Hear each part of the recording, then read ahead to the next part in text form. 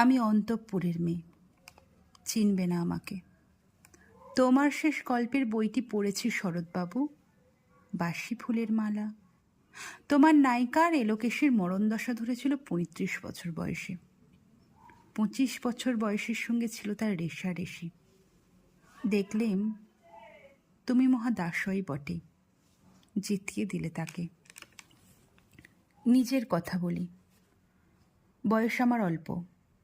একজনের মন ছুঁয়েছিল আমার এই কাঁচা বয়সের মায়া, তাই জেনে পুলকরক্ত আমার দেহে। ভুলে গিয়েছিলেম অত্যন্ত সাধারণ মেয়ে আমি।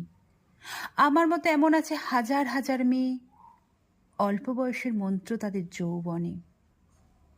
তোমাকে দোহাই দিই, একটি সাধারণ মেয়ের গল্প লেখো তুমি। বড় দুঃখ তারও স্বভাবের গভীরে অসাধারণ যদি কিছু তলিয়ে থেকে থাকে কোথাও, কেমন করে প্রমাণ করবে সে? এমন কজন মেলে যা তা ধরতে পারে? কাঁচা বয়সের জাদু লাগে তাদের চোখে, মন যায় না সত্যের খোঁজে। আমরা বিকিয়ে যাই মরীচিকার দামে। কথাটা কেন উঠল তা বলি। মনে করো তার নাম নরেশ। সে বলেছিল কেউ তার চোখে পড়েনি আমার মতো।